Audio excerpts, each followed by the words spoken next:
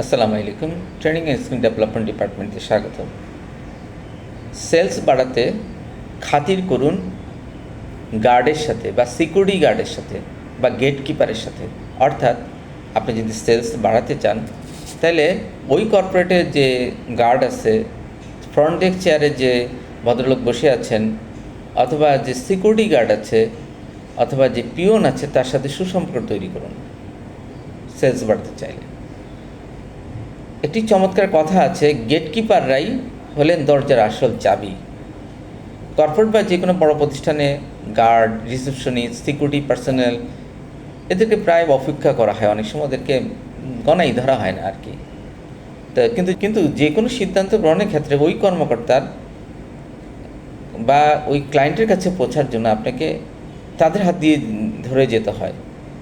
দেখা যায় ফ্রন্ট ডেস্কে একজন নিয়োজিত ব্যক্তি বা ফ্রন্ট ডেস্ক একজন সিকিউরিটি গার্ডের সাথে যদি আপনি সুপর্ক থাকে তাহলে আপনি কিছু সুফল পেতে পারেন। সেগুলো আমি আলোচনা করছি। সহজে ভিতরে প্রবেশ ও অ্যাক্সেস পাওয়া যায়। একজন গার্ড চাইলে কঠোর নিয়মকানুন করে আপনাকে কিন্তু ঢুকতে দিবে না, আটকে দিতে পারেন। আবার সুসম্পর্ক থাকলে সহজেই ভিতরে আপনাকে সঠিক ব্যক্তিটা সঠিক রুমে যেতে যাওয়ার জন্য আপনাকে সহযোগিতা করতে পারেন এবং ভেতরে যাওয়ার অনুমতিও দিতে পারেন। গোপনে বা ভেতরে তথ্য প্রদান করতে পারেন। ইনসাইড ইনফরমেশন সিদ্ধান্ত গ্রহণ মানে ডাক্তার সাহেব বা সিদ্ধান্তকার যার সাথে আপনি ক্লায়েন্ট বিজনেস করবেন, ডিসিশন মেকার যে ভদ্রলোক, উনি কখন অফিসে আসেন, কখন উনি ফ্রি থাকেন, কখন ওনার মিটিং থাকে না, কখন ওনার মুড ভালো থাকে, এইসব ছোটোখাটো গুরুত্বপূর্ণ কিন্তু আপনি ওনার গেটকিপার বা সিকিউরিটি বা পিওন পার্সোনাল বা ওনার তারপরে রিসেপশনিস্টের কাছেই পাবেন। ইতিবাচক ইমপ্রেশন তৈরি করুন। আপনি যদি সিকিউরিটি গার্ডের সাথে বিনয়ী আচরণ করেন বা সম্মানজনক আচরণ করেন বা ফ্রন্ট ডেস্ক চেয়ারের সাথে, তাহলে আপনার ব্যবসার একটা ইতিবাচক পরিবেশ তৈরি হয় এবং ভালো মানুষের সাথে ব্যবসা করার জন্য মানুষ আগ্রহী হয়।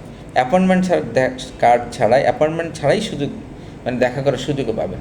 অনেক সময় জরুরি প্রয়োজনের পদ্ধতির শিডিউল ছাড়াও আপনার সাথে সুসম্পর্ক থাকলে আপনি ওই ভদ্রলোকের যে ডিসিশন মেকারের সাথে আপনি দেখা করার সুযোগ পাবেন। এখন কীভাবে তাদের সাথে সম্পর্কটা তৈরি করবেন?